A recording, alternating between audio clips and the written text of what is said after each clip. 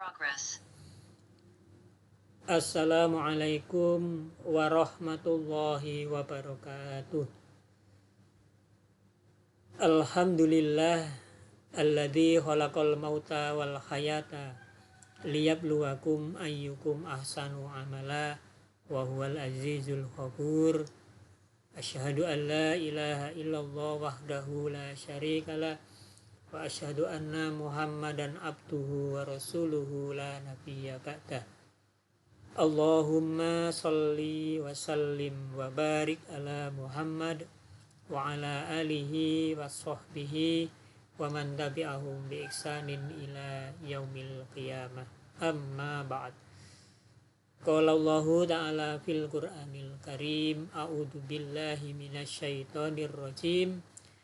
Kaifa takfuruna billahi wa kuntum amwatan fa ahyaakum summa yumitukum summa yuhyikum summa ilaihi turja'un. Shadaqallahul adzim. Hadirin wal hadirat, bapak-bapak, ibu-ibu, saudara yang berbahagia dan dirahmati Allah, mari kita bersyukur pada Allah Subhanahu wa taala karena sampai pada hari ini kita masih diberi berbagai limpahan nikmat yang tiada terkira jumlahnya, dan mudah-mudahan dengan kita selalu bersyukur Allah akan menambah nikmatnya menjadi lebih banyak dan lebih baik lagi. Amin ya rabbal alamin. Bapak, ibu-ibu, saudara yang dirahmati Allah, pada bulan Ramadan yang spesial tahun ini sungguh merupakan sebuah kenikmatan yang tiada terkira yang diberikan oleh Allah kepada kita, karena kita bisa berjumpa, bertemu dengan bulan Ramadan tahun ini. Beberapa waktu kemarin kalau kita perhatikan banyak saudara-saudara kita yang mendahului kita menghadap kepada Allah sehingga tidak sempat bertemu dengan bulan Ramadan tahun ini. Dan alhamdulillah kita masih diberi kesempatan. Oleh karena itu mari kita manfaatkan sebaik-baiknya bulan Ramadan yang sakral, yang suci, yang spesial ini untuk melakukan perenungan-perenungan dalam menjalani kehidupan kita sampai saat ini. Tadi di mukaddimah saya sampaikan satu ayat yang difirmankan oleh Allah kepada kita yang disebut di dalam surat Al-Baqarah ayat yang ke-28. A'udzubillahi minasyaitonirrajim. Kaifa takfuruna billahi wa kuntum amwatan fa ahyaakum summa yumitukum summa yuhyikum summa ilaihi turja'un. Allah bertanya kepada orang-orang yang tidak beriman, orang-orang yang mendustakan akan keberadaan Allah dengan sebuah pertanyaan, kaifa takfuruna billahi, bagaimana mungkin kalian ingkar, kalian mendustakan, kalian kufur kepada Allah Subhanahu wa taala. Wa kuntum amwatan, padahal dahulu kalian manusia awalnya tidak ada. Yang di sini dikatakan mengalami kematian. Jadi pada awalnya dulu kan manusia itu tidak ada, yang oleh Allah disebut dalam keadaan mati. Fa'ahyakum, kemudian Allah menghidupkan, menjadikan manusia itu ada, termasuk kita ada dalam kehidupan di dunia ini yang sekarang ini. Summa yumitukum, dan sudah suatu saat nanti Allah akan mewafatkan kembali manusia dari kehidupannya di dunia ini. Summa yuhyikum, dan saatnya nanti juga Allah akan membangkitkan manusia yang telah mengalami kematian tadi dalam kehidupan yang baru, dan diakhiri dengan kalimat summa ilaihi turja'un, kemudian kepada Allah lah kalian manusia semuanya akan dikembalikan. Nah, Bapak, Ibu, saudara yang berbahagia, dengan ayat yang tadi difirmankan oleh Allah itu kita bisa memahami adanya perjalanan kehidupan manusia yang disebut oleh Allah Subhanahu wa taala. Ada dua kematian yang dialami oleh manusia dan ada dua kali kehidupan yang dialami oleh manusia. Kan tetapi bapak-bapak, ibu-ibu, hadirin wal hadirat yang dirahmati Allah, kalau kita renungkan ya perjalanan hidup kita sebagai manusia ini sesungguhnya tidak hanya kita hidup di dunia ini, atau hidup di dunia ini sesungguhnya bukanlah akhir dari perjalanan hidup seorang manusia. Jadi ada sebagian yang berpandangan bahwa hidup di dunia inilah hidup terakhir sesudah manusia meninggal, ya, manusia telah selesai menjalani kehidupan. Padahal sesungguhnya tidaklah demikian. Bapak, ibu-ibu, hadirin wal hadirat yang dirahmati Allah, dalam menjalani kehidupannya yang panjang, ya, manusia sebenarnya akan mengalami 5 tahapan atau 5 etape dalam perjalanan hidupnya.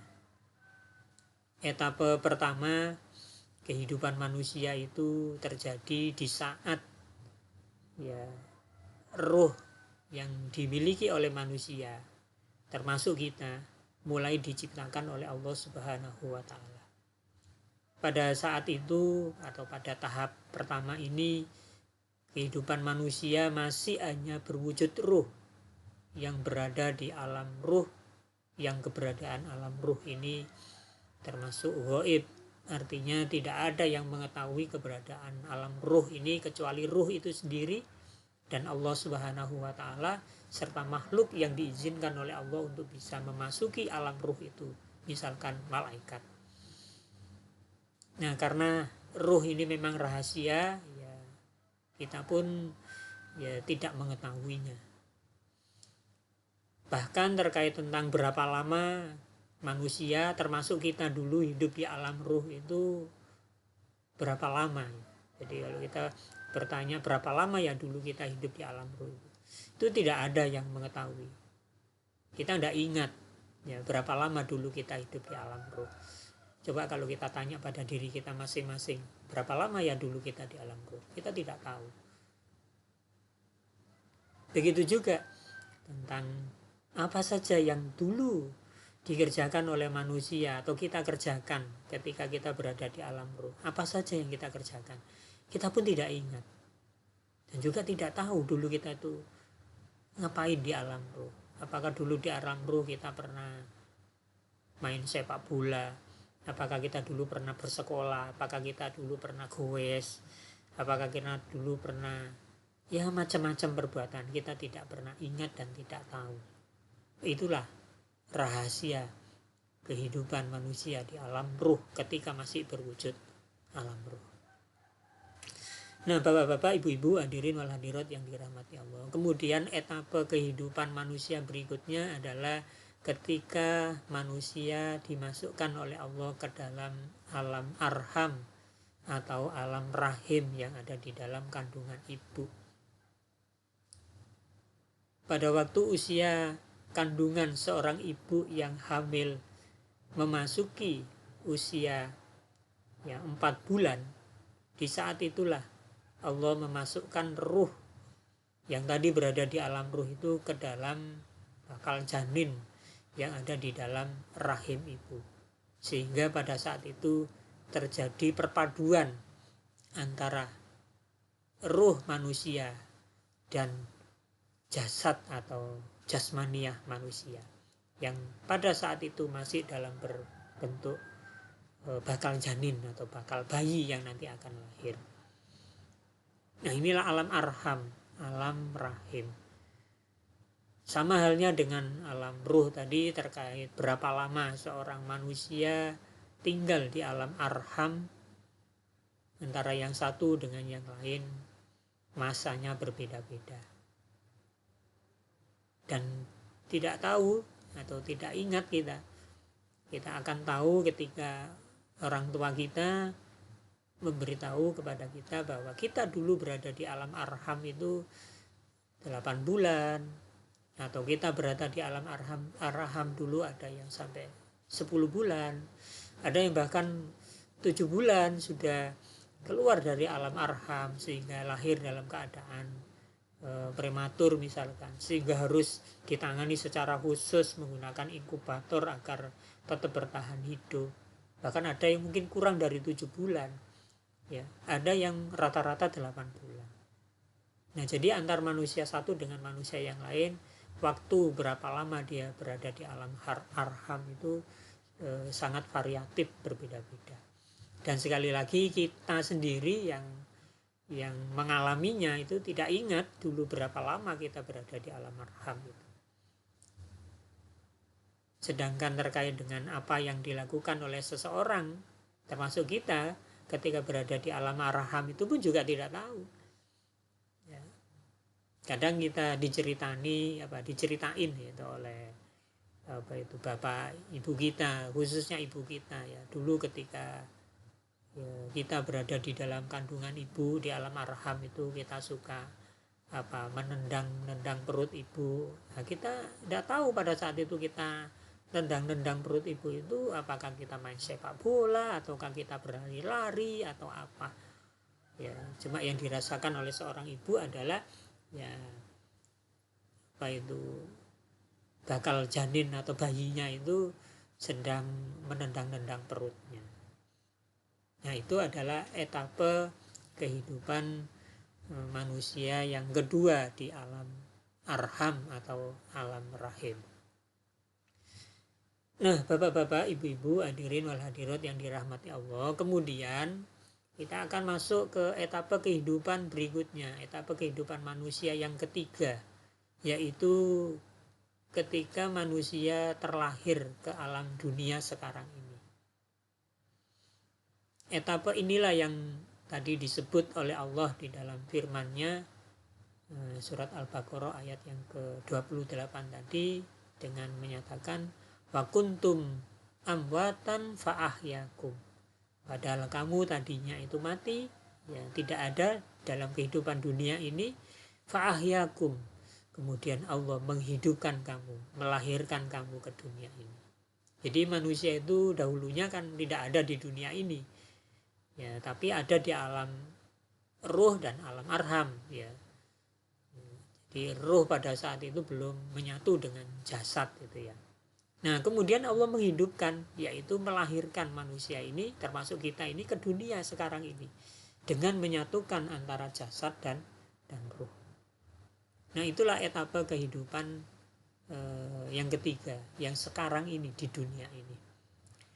Nah, kemudian etapa kehidupan yang berikutnya, yang keempat, yaitu etapa kehidupan ketika manusia mengalami apa yang disebut dengan kematian.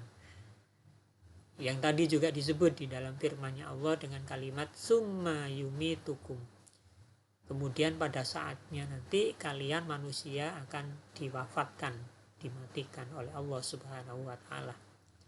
Dengan demikian, bapak-bapak, ibu-ibu, hadirin wal hadirat yang dirahmati Allah, di etapa yang keempat ini, setelah manusia menjalani kehidupan di dunia sekarang ini, kemudian manusia akan mengalami satu kondisi yang disebut dengan kematian, sebagai tanda bahwa dia mengalami perpindahan etapa kehidupannya.